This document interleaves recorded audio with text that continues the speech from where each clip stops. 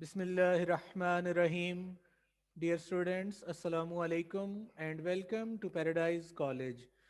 प्यारे बच्चों, आज हम चैप्टर नंबर 4 के लेक्चर्स जो हमने पढ़े हैं उससे रेलिवेंट न्यूमेरिकल्स और एग्जाम्पल्स पे बात करेंगे पहले, और उसके बाद एक छोटा सा आर्टिकल है जिसका नाम है मैकेनिकल पावर, उसको और उसके रिलेशन को पढ़ेंगे। इससे पहले हम पढ़ चुके हैं, आपको याद होगा कि ग्रेविटेशनल फोर्स एक कंजर्वेटिव फोर्स है। इसको हमने दो तरह से कंजर्वेटिव साबित किया था। ठीक है, तो रेलिवेंट एक्सरसाइज भी हम साथ साथ करते रहे हैं, तो आज भी हम एक्सरसाइज का कुछ हिस्सा जो है वो करने लगे हैं। आइए शुरू करते हैं। डियर स्टूडेंट्स, आपको टाइटल दिखाया जा रहा है न्यूमेरिकल प्रॉब्लम्स। तो इसमें 4.2 न्यूमेरिकल है।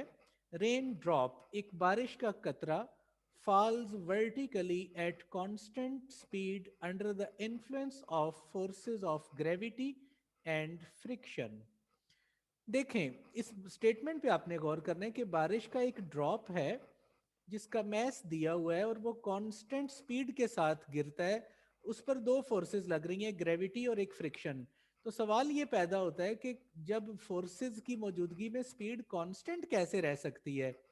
तो यहाँ आपने अपनी कॉमन सेंस को यूज करना है और बताना है कि देखें, अगर हम ये बात करते हैं कि फॉर इंस्टेंस ये ग्राउंड सरफेस है और इस ग्राउंड सरफेस की तरफ एक रेन ड्रॉप ने आना है, तो रेन ड्रॉप जिसका एक मैस होगा और इस पर एक ग्रेविटेशनल फोर्स एक्ट करेगी जिसका नाम है वेट, और ये हमेशा वर्टिकली डाउनवर्ड होती है, ग्रेविटेशनल फोर्स। और ग्रेविटेशनल फोर्स जो किसी भी बॉडी पे लगती है वो वेट के बराबर है। ठीक है, W, और W है mg। सो एक तो वेट की फोर्स है जो इस ड्रॉपलेट पे लगेगी और ड्रॉपलेट को ऊपर से नीचे को लेकर आएगी। लेकिन इसी दौरान एक फोर्स और भी है, एक तो ग्रेविटी थी और एक है फ्रिक्शन की फोर्स। और आपको ये बात अच्छी तरह पता है कि फ्रिक्शन की फोर्स हमेशा रिटार्डिंग फोर्स होती है, यानी मुखालिफ फोर्स होती है। तो मैं इसको दिखा रहा हूं एक एरो की मदद से नीचे से ऊपर, दैट इज एयर फ्रिक्शन, या एयर ड्रैग भी आप इसे कह सकते हैं। तो डियर स्टूडेंट्स, यहाँ पे आपने एक बात पे गौर करना है कि न्यूटन का सेकंड लॉ ये कहता है कि टोटल फोर्स जो है वो एम ए के बराबर होती है। सो डियर स्टूडेंट्स, आप यहाँ पे याद रखिएगा कि कोई भी पार्टिकल जब कांस्टेंट स्पीड से मूव करे, जैसे इस ड्रॉपलेट ने ऊपर से नीचे को आना है, तो ये तभी कांस्टेंट स्पीड से आ सकता है जब ग्रेविटेशनल फोर्स और फ्रिक्शन की फोर्स, ये दोनों फोर्सेस एक दूसरे को एग्जैक्टली बैलेंस करें। ठीक है, इस सिचुएशन में बॉडी पर लगने वाली या ड्रॉपलेट पे लगने वाली जो टोटल फोर्स है वो हो जाएगी जीरो, यानी इसका एक्सेलरेशन भी हो जाएगा जीरो। तब उसकी स्पीड या वेलोसिटी कांस्टेंट रहेगी। जाहिर है अगर स्पीड की बात करते हैं तो without direction, otherwise velocity. So hopefully you get it. मैंने ये बात आपके सामने जस्ट इसलिए रखी कि आपको इसका पता लग सके कि कांस्टेंट स्पीड का क्या मतलब है। तो अब यहाँ पे मजीद कह रहे हैं कि इन फॉलिंग थ्रू 100 मीटर, अगर उसने 100 मीटर नीचे तक आना है तो बताएं ग्रेविटी ने कितना वर्क किया और फ्रिक्शन ने कितना वर्क किया। यस, यहाँ पे दोनों फोर्सेस वर्क कर रही हैं। कॉमन सेंस है कि ग्रेविटी जो है वो पॉजिटिव वर्क करेगी क्योंकि ये फोर्स और बॉडी का डिस्प्लेसमेंट ये दोनों डाउनवर्ड है, जबकि फ्रिक्शन की फोर्स का वर्क नेगेटिव होगा। और आप जानते हैं कि क्यों नेगेटिव होगा। ठीक है, क्योंकि बॉडी का डिस्प्लेसमेंट और फ्रिक्शन की फोर्स एक दूसरे के ऑपोजिट होगी। डियर स्टूडेंट्स, ये बात तो आपके लिए आपने इस पिछले आर्टिकल्स में देखी हुई है। तो मैं यहाँ पे इसको अब डेटा की शक्ल में बताने लगा हूँ कि आपको क्या गिवन है। मैस ऑफ ड्रॉपलेट ये गिवन है, उसके बाद आपके पास ये बात अच्छी तरह पता है कि ग्रेविटी की फोर्स और बॉडी के कवर किए हुए डिस्प्लेसमेंट के दरमियान एंगल जीरो होगा, जबकि फ्रिक्शन की फोर्स और डिस्प्लेसमेंट के दरमियान एंगल 180 होगा। तो वर्क के फॉर्मूले में चूंकि थीटा आता है और थीटा फोर्स और डिस्प्लेसमेंट के दरमियान एंगल है, तो एंगल को हमने दोनों को मेंशन कर दिया। ये जो हाइट है ये बॉडी का कवर्ड डिस्प्लेसमेंट है और इसकी वैल्यू दी है 100 metre. But you have to calculate work done for both forces. तो हम इसके पार्टीशन में इसको कर देंगे। सबसे पहले तो हम ये जानते हैं कि वर्क का फॉर्मूला क्या है, एफ डॉट डी। और डियर स्टूडेंट्स, जब हम डॉट को ओपन करते हैं तो अब हम एरोज तो नहीं लगाएंगे, जब ओपन करेंगे तो ये आएगा F D into cos theta. आप जानते हैं कि फोर्स वर्क के लिए फोर्स का इफेक्टिव कंपोनेंट कौन सा कंपोनेंट है, यकीनन कॉज वाला कंपोनेंट है। तो ये वैल्यू आपके पास आएगी। तो कॉमन सेंस है कि जब हम बात करेंगे ग्रेविटी की तो फिर डिस्टेंस की जगह आ जाएगा हाइट और एफ की जगह आ जाएगा एम जी और थीटा आएगा 0। नेक्स्ट देखिए, तो आपके पास यस एम जी फोर्स की जगह, डी की जगह एच इंटू कॉस 0, और आप जानते हैं बच्चों कॉस 0 होता है 1। आगे आपने वैल्यूज को पुट किया, मैस आपके पास है ड्रॉपलेट का, जी आपको पता है 9.8, एच हाइट है 100 मीटर और कॉस 0 आप जानते हैं 1 होता है। इसको जब हम सिंप्लीफाई करेंगे तो ये 10 की पावर 2 और ये माइनस का 5 है तो ये माइनस का 3 बच जाएगा। तो आपने 3.35 को 9.8 से मल्टीप्लाई करना है और जो आंसर आए उसको 1000 पे डिवाइड कर देंगे तो आपका ये रिजल्ट आ जाएगा। This is work done by gravity. जी स्टूडेंट्स, मैं नेक्स्ट बी पार्ट पर जा रहा हूँ, तो मैं इस डायग्राम को और इस स्लाइड को अब चेंज करने लगा हूँ। तो चलते हैं अपनी नेक्स्ट स्लाइड की तरफ। डियर स्टूडेंट्स, नेक्स्ट स्लाइड में आपने वर्क कैलकुलेट करना है बाय फ्रिक्शन। तो यहाँ मैं एक चीज़ आपको फिर बता दूँ कि देखें, जब हम फ्रिक्शन के वर्क की बात करेंगे, मैं इसको पिछली स्लाइड में डिस्कस कर चुका हूँ, तो ग्रेविटेशनल फोर्स के ऑपोजिट फ्रिक्शन की फोर्स लगेगी। इस ड्रॉपलेट ने डाउनवर्ड आना था, ठीक है, और इसको कितना डिस्टेंस कवर करना है, ये डिस्टेंस यकीनन हाइट के बराबर है और हाइट आपको 100 मीटर दी हुई है। Droplet has to move downward, but in this case the air friction which is a retarding force, ये एक्ट कर रही है अपवर्ड, क्योंकि फ्रिक्शन हमेशा ऑपोजिट होती है वेलोसिटी के। बॉडी जिधर को डिस्प्लेसमेंट कवर करता है, फ्रिक्शन हमेशा उसके मुखालिफ होती है। सो कॉमन सेंस है कि इस सूरत में जो एंगल बनेगा वो फोर्स और डिस्प्लेसमेंट के दरमियान 180 बनेगा। इसको जरा देख लीजिए, दिस इंप्लाइज दैट, हम जानते हैं कि work done by constant force का फॉर्मूला है W is equal to F dot D, और जब हम डॉट को ओपन करते हैं तो आपके पास आएगा एफ डी कॉज थीटा। और मैं यहाँ पे डायरेक्ट एक स्टेप कर सकता हूँ कि यहाँ फोर्स ऑफ फ्रिक्शन और इसके दरमियान डिस्टेंस के दरमियान एंगल 180 है। जब हम डॉट को ओपन करेंगे कॉज को साथ में लिखते हुए तो ये आएगा एफ डी कॉज 180 डिग्री। आप सारे बच्चे जानते हैं कि कॉज 180 होता है -1, ठीक है। तो कॉज 1, तो यहाँ पे एफ की जगह क्या आ जाएगा भाई, फोर्स ऑफ फ्रिक्शन की वैल्यू ग्रेविटेशनल फोर्स के बराबर है मैग्नीट्यूड में, तभी तो ड्रॉपलेट कांस्टेंट स्पीड से आ रहा था, ठीक है। सो ये बात हम शुरू में भी कर चुके हैं कि फोर्स ऑफ ग्रेविटी जो है उसकी मैग्नीट्यूड फ्रिक्शन की फोर्स के बराबर है, तभी नेट फोर्स 0 होगी, ठीक है। सो एफ की जगह मैग्नीट्यूड में आ जाएगा एम जी और डी की जगह आ जाएगा एच, और कॉस 180 क्या होता है -1, तो ये वर्क आ जाएगा -mgh। बाकी आपके सामने ये सॉल्व किया हुआ मौजूद है, तो प्रीवियस रिजल्ट के अंदर सिर्फ माइनस का साइन आ जाएगा तो ये नया रिजल्ट आ जाएगा। This is work done by friction, और ये वर्क नेगेटिव है, और मैंने आपको बताया था नेगेटिव वर्क का मतलब होता है लॉस ऑफ एनर्जी, ठीक है जी। Dear students, hopefully you get it. आइए नेक्स्ट स्लाइड पे चलते हैं, ये हमारा न्यूमेरिकल कंप्लीट हुआ। डियर स्टूडेंट्स, नेक्स्ट स्लाइड पे देखते हैं, तो हमारे पास एक एग्जाम्पल है, इस एग्जाम्पल को चेक करने लगे हैं। अ फोर्स एक्ट, एक फोर्स जिसकी वैल्यू नहीं दी, acting on an object varies with distance x। एक फोर्स बॉडी पे लगती है F, और ये फोर्स डिस्टेंस के चेंज होने से चेंज हो रही है, मींस के वेरिएबल फोर्स है, और x डिस्टेंस के साथ फोर्स वेरी कर रही है। अच्छा, उसके बाद आपको क्या बताया जा रहा है, कैलकुलेट करें वर्क कितना किया बॉडी ने इस फोर्स के जेरे असर अगर ऑब्जेक्ट मूव करे x इज इक्वल टू 0 से x is equal to 6 metre. Dear students, ये आपके पास बुक की एग्जाम्पल है और इस एग्जाम्पल को आपके सामने अब बताया जाएगा।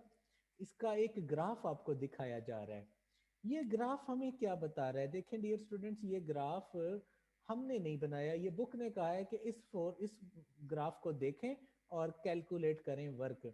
अगर मैं इस ग्राफ पे गौर करता हूं तो मुझे ये नजर आ रहा है कि शुरू में जब बॉडी ने डिस्टेंस कवर करना शुरू किया तो फोर्स कांस्टेंट रही और फोर्स कितनी थी, 5 न्यूटन। इसका मतलब है अगर मैं इस ग्राफ में पॉइंट्स मेंशन करूं तो पॉइंट ए से बी तक जब बॉडी मूव किया तो ए से बी तक मूव करते हुए जो फोर्स है वो चेंज नहीं हुई, वो मुसलसल 5 न्यूटन ही रही। इसका मतलब है पहले मरहले में जो वर्क आएगा ये work done by constant force होगा। तो ये ग्राफ आपके सामने है ओ ए बी और मैं इस पॉइंट का नाम रख देता हूँ सी। यानी आपके पास पहले 4 मीटर डिस्टेंस तक बॉडी का जो डिस्प्ले वर्क है वो बाय कांस्टेंट फोर्स है। उसके बाद ग्राफ को देखिए तो ग्राफ क्या बता रहा है कि अब फोर्स डिक्रीज कर रही है, 5 से कम होती होती होती 0 हो गई, यानी फोर्स कम हो रही है और बॉडी जो है वो मजीद 2 मीटर डिस्टेंस कवर करता है, 4 सेंटीमीटर से 6 सेंटीमीटर तक आके रुक जाता है। और इस पॉइंट को मैं नाम दे देता हूं डी, नाम जो आपका दिल करे आप दे सकते हैं। सो आपको एक बात तो पता है कि फोर्स डिस्प्लेसमेंट ग्राफ का एरिया हमें वर्क बताता है। तो यहाँ हमारा जो ग्राफ है वो दो चीज़ों पर मुश्तमिल है। हमारे ग्राफ में एक आएगी रेक्टेंगल और एक है ट्राइंगल। मैं इसको एक शेड भी कर रहा हूँ एक अंदाज के साथ आपको पता लग सके। तो हमारा ग्राफ कंसिस्ट कर रहा है एक रेक्टेंगल और एक ट्राइंगल पर। तो इनके एरियाज को सिंपली हम कैलकुलेट कर लेंगे, हमारे पास रिजल्ट आ जाएगा। आइए शुरू करते हैं। डियर स्टूडेंट्स, हम एक बात जानते हैं कि work done by the force is equal to total area under the graph. और ये ग्राफ कहाँ से कहाँ तक है, जब बॉडी का डिस्टेंस 0 से 6 सेंटीमीटर तक हुआ। और ये बेसिकली एरिया इक्वल है एरिया ऑफ रेक्टेंगुलर सेक्शन। देखिए हमने पहले आपके सामने बताया कि 0 से 4 मीटर तक जो हमारा ग्राफ है, यानी इतने डिस्टेंस तक जो ग्राफ है वो एक रेक्टेंगल बना रहा है, मींस के यहाँ पे ग्राफ का एरिया एक रेक्टेंगल का एरिया है। और उसके बाद प्लस एरिया ऑफ ट्राइंगल, और एरिया ऑफ ट्राइंगल सेक्शन कहाँ से शुरू होता है, 4 सेंटीमीटर से 6 सेंटीमीटर, 4 मीटर से 6 मीटर तक। implies that कि our area is actually area of two factors, the area of rectangle and area of triangle। तो हम इन दोनों के एरियाज को कैलकुलेट कर लेते हैं। तो वर्क डन रिप्रेजेंटेड, हम जानते हैं कि वर्क डन जो रेक्टेंगल का एरिया हमें देता है वो यहाँ पे लिखा है 4 × 5, क्योंकि रेक्टेंगल का एरिया बराबर होता है लेंथ इंटू विर्थ। तो यहाँ पे लेंथ 5 न्यूटन है, विर्थ 4 मीटर है, तो ये 5 4s आर 20 न्यूटन मीटर, यानी न्यूटन मीटर को जूल कहते हैं। ये टोटल एरिया नहीं है बल्कि रेक्टेंगल का एरिया है। तो हम सिंपली कह सकते हैं कि पहले स्टेप का वर्क, इसका नाम मैं दे दूंगा W1। W1 बेसिकली क्या होगा, that is area of rectangle. Yes, और रेक्टेंगल हमने जो रखी है ओ ए बी सी। जी डियर स्टूडेंट्स, और नेक्स्ट क्या होगा, नेक्स्ट जो वर्क होगा इसका नाम रख लेते हैं W2। और ये W2 work area of triangle है। आप बच्चे जानते हैं कि ट्राइंगल का एरिया रेक्टेंगल से हाफ होता है। ये बात आपको क्लास में भी बताई थी कि एक रेक्टेंगल में से 2 ट्राइंगल्स निकल सकती हैं राइट एंगल, ठीक है। यस, तो किसी भी ट्राइंगल का एरिया रेक्टेंगल से हाफ होता है। तो देखें जरा, work done represented by area of triangle, तो इसके फार्मूले में 1/2 यानी हाफ आएगा, हाफ लेंथ इनटू विड्थ। तो लेंथ कितनी है, 4 से 6 तक जाए तो 2 मीटर है, और विड्थ कितनी है, यहाँ से यहाँ तक वैल्यू यानी कि 5 न्यूटन। तो बच्चों इसका आंसर आ जाएगा 5 जूल। तो टोटल वर्क कितना आ गया इन दोनों एरियाज का सम, यानी 20 joule plus 5 joule is equal to 25 joule. Students आप इसका स्क्रीनशॉट ले लीजिए। We are going for next slide. जी डियर स्टूडेंट्स, हम अब नेक्स्ट स्लाइड की तरफ जा रहे हैं। नेक्स्ट स्लाइड के ऊपर आपके पास एक आर्टिकल डिस्कस होने लगा है, और ये आर्टिकल एक शॉर्ट आर्टिकल है। इसमें से शॉर्ट क्वेश्चंस भी निकलते हैं, एमसीक्यूज और इंफॉर्मेशंस भी आएंगी, और हम एक आपको लेक्चर देंगे जिसमें यहाँ तक के एमसीक्यूज आपको करने होंगे एक असाइनमेंट के अंदर। यहाँ पे फिलहाल आपको क्वेश्चन बताया जा रहा है, डिस्कस अबाउट पावर, एक मरहला। उसके बाद एवरेज और इंस्टेंटेनियस पावर को डिफाइन करें, और पावर और वेलोसिटी के दरमियान एक रिलेशन को आप लिखें। इंस्टेंटेनियस पावर जब समझेंगे तो फिर ही आप इन दोनों के दरमियान रिलेशन की बात कर पाएंगे।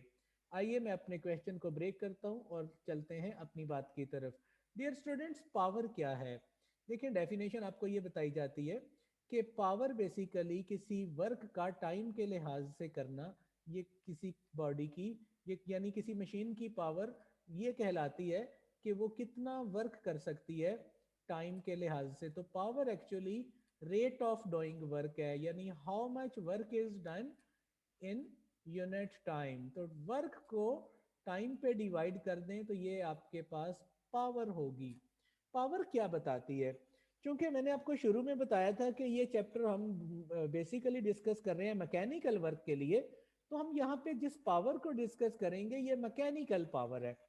तो सिंपली आप कहेंगे कि कोई बॉडी कितना वर्क मैकेनिकल करता है टाइम के लिहाज से, वो उसकी पावर कहलाएगी। तो इस फार्मूले को जरा देखें, मैं इसको बाद में इरेज कर दूंगा, कि एक चीज की पावर क्या बताती है। भाई पावर ये बताती है कि वर्क कितना स्लोली हो रहा है या कितना फास्टली हो रहा है। तो फास्टली वर्क कौन सा होगा? जिस वर्क के लिए टाइम कम लगेगा, तो डिनोमिनेटर जितना छोटा आएगा उतनी पावर ज्यादा होगी। अगर हम इसकी मिसाल देते हैं हम जनरल लाइफ के अंदर, तो हम ये देखते हैं कि एक बाल्टी भरने के लिए पानी की, नल का अगर हम यूज करें नल को, तो आप देखेंगे कि नल का जब हम लगाते हैं तो उसने भी जमीन से पानी को खींचना है और बाल्टी में भरना है। तो पानी तो जमीन से आ रहा है अगेंस्ट द ग्रेविटी, हम एक वर्क कर रहे हैं, लेकिन नलके से पानी को अगर हम भरेंगे, बाल्टी को भरेंगे पानी की, तो टाइम ज्यादा लगेगा। और अगर इसी काम को आप मोटर चला के करते हैं, तो मोटर ने भी अगर एक बाल्टी भरने जितना ही काम करना है। तो फर्क किस बात का है? तो फर्क सिर्फ इस फैक्टर का है, टाइम का। तो सिंपली बात यह कि जो चीज कम टाइम में वर्क करती है उसकी पावर उतनी ज्यादा होती है। यस, अगर हम इसको सिलाई मशीन की एग्जांपल से देखते हैं, तो सिलाई मशीन जो हाथ वाली है वो, और एक सिलाई मशीन वो है जिसको मोटर लगी हुई है, तो आप समझ जाएंगे कि पावर किसकी ज्यादा है, जो काम करते हुए टाइम को बचाएगी। सो ये मैं आपको अलग से अभी दिखा भी दूंगा कि पावर बताती क्या है। तो पावर कहलाती है work done per unit time, कितना वर्क कोई बॉडी टाइम के लिहाज से कर रहा है, दिस इज कॉल्ड पावर। जी डियर स्टूडेंट्स, इसमें मजीद देखिए कि पावर जो है वो, इसमें एक टर्म है एवरेज पावर। तो एवरेज पावर पे अभी हम बात करते हैं। सबसे पहले हम एवरेज के वर्ड पे गौर करें। तो एवरेज का वर्ड डियर स्टूडेंट्स कैसे हम अपनी डेली लाइफ में यूज करते हैं? किसी चीज की टोटल वैल्यू को टोटल तादाद पे डिवाइड करके। तो किसी मैकेनिकल वर्क की अगर हम एवरेज पावर देखना चाहते हैं वर्क करने वाले की, तो बेसिकली ये दो चीज़ों की रेशो है कि बॉडी ने कितना वर्क किया टोटल, इस टोटल वर्क को टोटल टाइम पर डिवाइड कर दें। ठीक है, तो टोटल वर्क को अगर हम, ये डेल्टा टी यहाँ पे टोटल टाइम बताया जा रहा है, तो किसी बॉडी के किए गए टोटल वर्क को उसके टोटल टाइम पे डिवाइड कर दें, तो वो हमें बताएगी उसकी एवरेज पावर। तो मैथमेटिकली इसको ऐसे लिखते हैं कि एवरेज का सिंबल ए वी है, that is delta W over delta T, and delta W is net work means total work, and delta T total time. Dear students, इसके बाद है इंस्टेंटेनियस पावर। देखें, हमने चैप्टर नंबर 3 के अंदर इस बात को बड़ी डिटेल से देखा था कि किसी भी चीज़ की इंस्टेंटेनियस वैल्यू क्या होती है, कि वक्त के बहुत थोड़े दौरानिए में, यानी इतना स्मॉल टाइम के अप्रोचेस टू ज़ीरो हो, उसमें कोई भी चीज़ जो की जाती है वो उस पर इंस्टेंटेनियस वैल्यू हमें देती है। आपको अच्छे से याद होगा instantaneous velocity, instantaneous speed, instantaneous acceleration हमने पढ़ा हुआ है। तो यहाँ इंस्टेंटेनियस पावर की डेफिनेशन है कि वो पावर जो किसी खास इंस्टेंट ऑफ टाइम पर हो, ठीक है, यानी इतने स्मॉल टाइम पर कि टाइम अप्रोचेस टू ज़ीरो।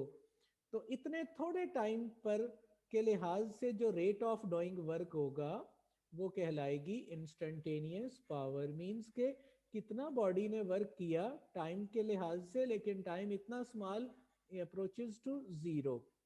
तो डियर स्टूडेंट्स, ये होगी इंस्टेंटेनियस पावर। और पावर का अभी यूनिट देखने लगे हैं, तो आप अपनी पावर के फॉर्मूले को देखिए। पावर दो वैल्यूज की रेशो है। तो पहली बात है कि वर्क भी स्केलर है और टाइम भी स्केलर है, तो पावर एक स्केलर क्वांटिटी है। जी, पावर एक स्केलर क्वांटिटी है। और क्यों? क्योंकि ये दो स्केलर्स का की रेशो है। तो फर्स्ट थिंग इज दैट कि पावर एक स्केलर क्वांटिटी, और ये आप ये भी जानते हैं कि ये यकीनन डेराइव्ड क्वांटिटी है। तो स्टूडेंट्स, पावर एक स्केलर क्वांटिटी है और इसका यूनिट फिर वर्क और टाइम के यूनिट की रेशो होगी। वर्क का यूनिट जूल और टाइम का यूनिट है सेकंड। तो पावर का यूनिट है, एक तो एस आई यूनिट है वाट और दूसरा है जूल पर सेकंड। तो यहाँ पे वाट को भी डिफाइन कर दें, यहीं पे वाट की डेफिनेशन आ रही है।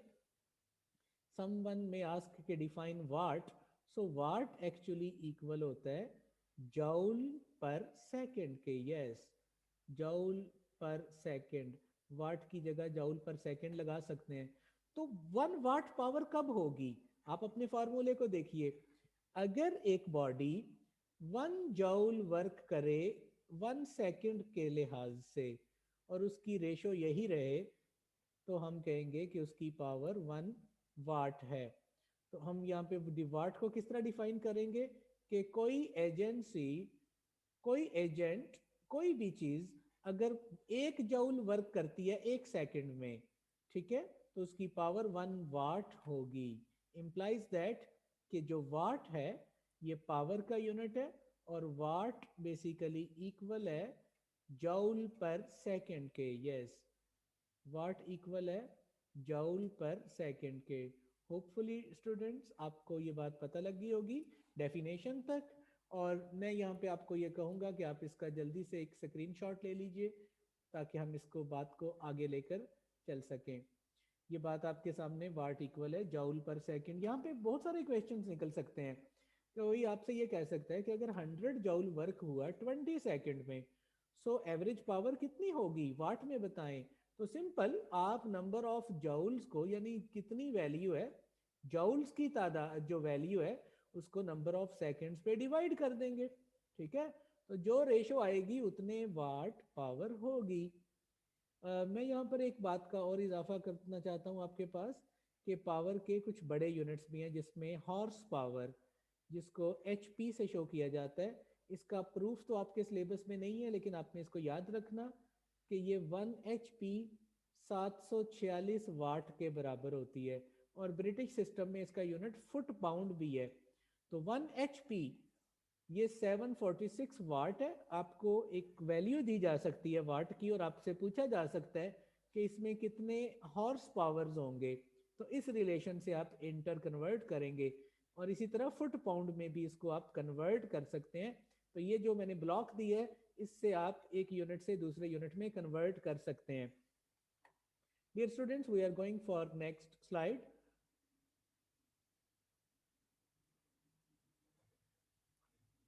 पावर की डायमेंशन, ये वर्क और टाइम की रेशो है। और बच्चों, डायमेंशन को आप चूंकि फर्स्ट चैप्टर में डिटेल से सीखेंगे, हम वहां आपको बताएंगे कि डायमेंशन क्या बताती है। फिलहाल इसकी डायमेंशन में आप जानते हैं मैस, लेंथ और टाइम इन्वॉल्व है।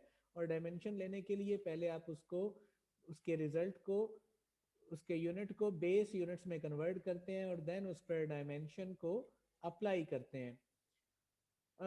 यहाँ पर एक बात मैं आपके सामने और रखता चलूं कि देखें, अगर कोई बॉडी, ये एक एमसीक्यू है इंपॉर्टेंट, अगर कोई बॉडी इक्वल टाइम में इक्वल वर्क कर रहा है, yes, if a body does equal amount of work in equal time intervals, तो what would you say about its power? तो आपका जवाब होगा कि उसकी पावर यूनिफॉर्म होगी।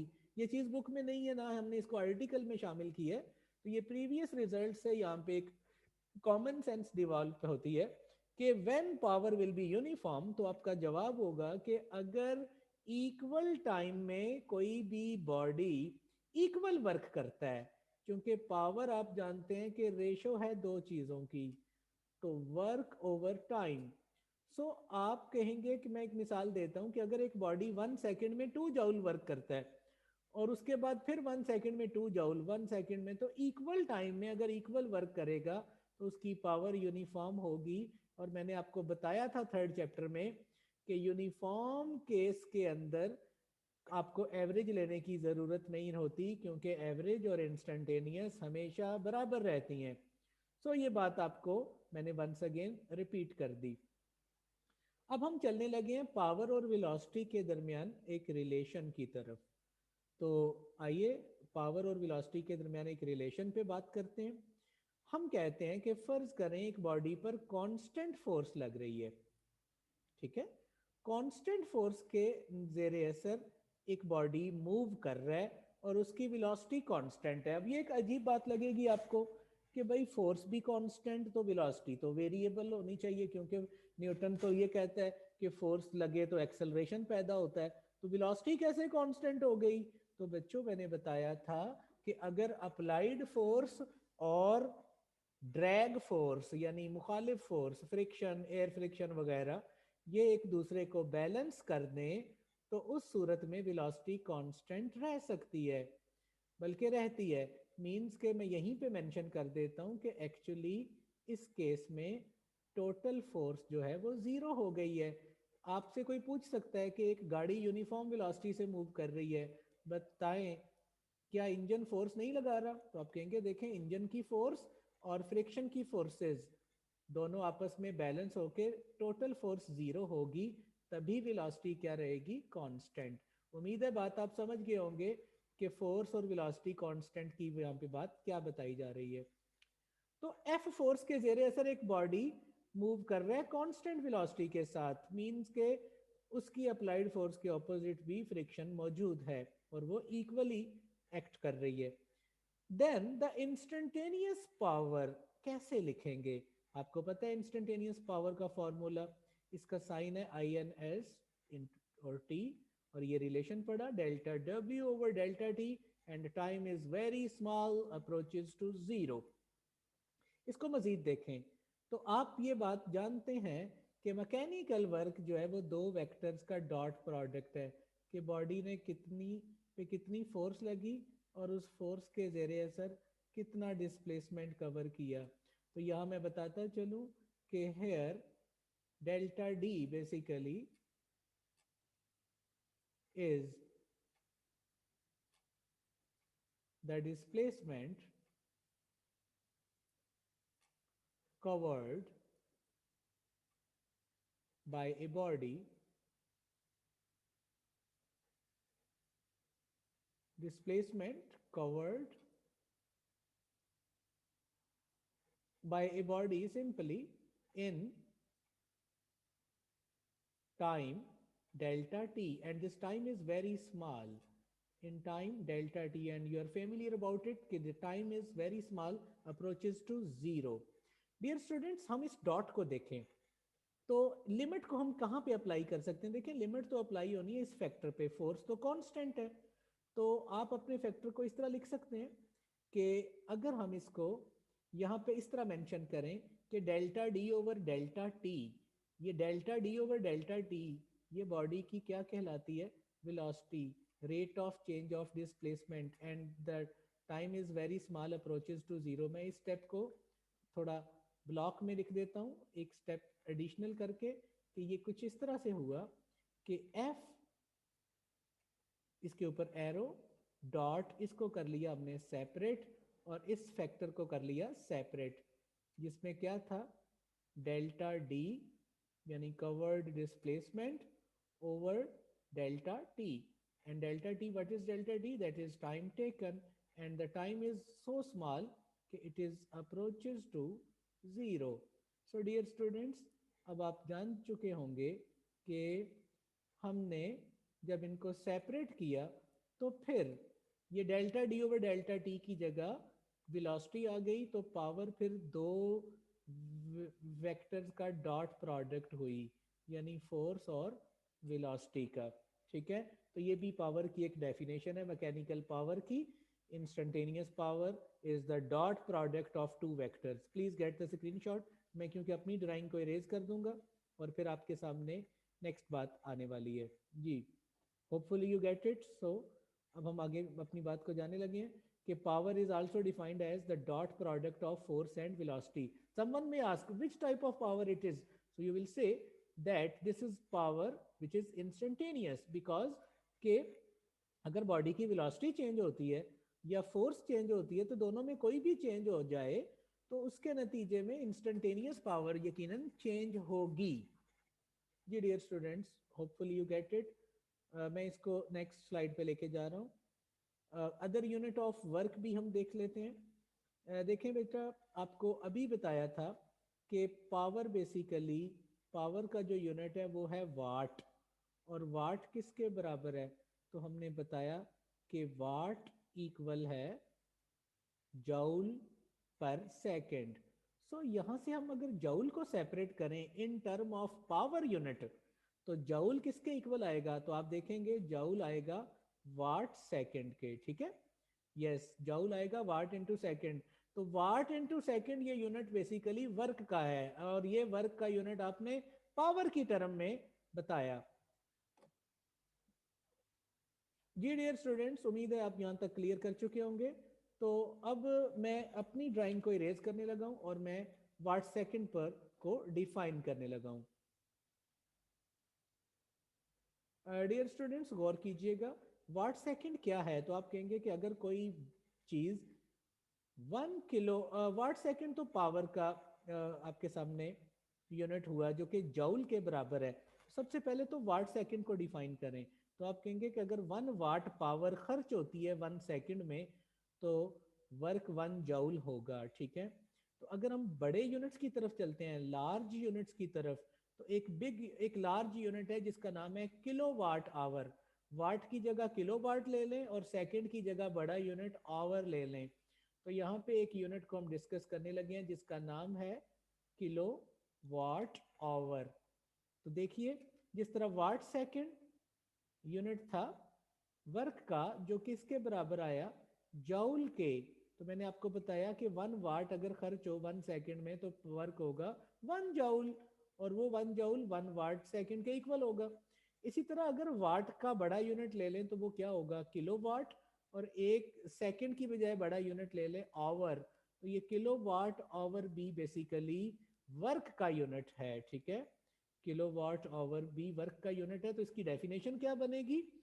अगर 1 किलोवाट पावर खर्च हो 1 घंटे तक, यानी 1 किलोवाट आवर 1 घंटे में खर्च हो 1 आवर टाइम ड्यूरेशन में, तो इसका मतलब है कि कितना वर्क हुआ? This work done is called kilowatt hour. Definition देख लीजिए, if 1 watt power is consumed in for 1 second तो वर्क होगा 1 वाट सेकेंड। और अगर हम बड़े यूनिट की बात करें किलो वाट आवर की, तो फिर क्या होगा? अगर 1 किलो वाट पावर खर्च हो 1 आवर तक, 1 घंटे तक, तो फिर कितनी एनर्जी यूटिलाइज हुई या कितना वर्क हुआ? तो ये वर्क होगा किलो वाट आवर। ये अक्सर एमसीक्यू आता है कि किलो वाट आवर किसका यूनिट है, तो बच्चे वाट को देख के पावर पे टिक कर देते हैं। तो देखें वाट के साथ टाइम का यूनिट भी मल्टीप्लाई हो रहा है। ठीक है स्टूडेंट्स, ये चीज आपको उम्मीद है कि अब क्लियर हो चुकी होगी। अब मैं आपके सामने किलो वाट आवर को यहाँ पे कैलकुलेट भी करता हूँ कि किलो वाट आवर किसके दरमियान है। तो ये पूछा जा सकता है कि किलो वाट आवर और जूल में क्या रिलेशन है। आइए इस रिलेशन को देखते हैं। अभी हमने देखा किलो वाट आवर, किलो का मतलब है 1000, वाट एज इट इज आ गया। और एक घंटे में कितने सेकंड होते हैं? 3600, 3600। तो ये 3600 और 1000 को इकट्ठा कर लें तो बेटा ये 3.6 इंटू 10 की पावर 6 आएगा। क्यों? क्योंकि पहले मरहले में आएगा 36 इंटू 10 की पावर 5, और जब साइंटिफिक नोटेशन में करेंगे तो आ जाएगा 3.6 इंटू 10 की पावर 6। और वाट इंटू सेकेंड, आपको पता है वाट इंटू सेकेंड मैंने अभी बताया था ये जॉउल के बराबर है। ठीक है, अभी आपके सामने मैंने रखा था कि जॉउल इक्वल है वाट इंटू सेकेंड। तो ये दो चीजों का प्रोडक्ट जॉउल के बराबर है।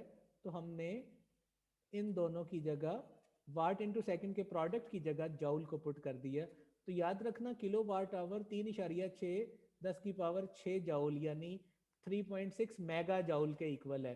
तो ये आपके पास आ गया। अब आप इस रिलेशन की मदद से जॉउल, मेगा जॉउल, किलो वाट आवर, इनको आपस में इंटर रिलेट कर सकते हैं। जो हम आपको एक असाइनमेंट देंगे उसमें ये चीज़ें इंटर रिलेट आपको करनी होंगी।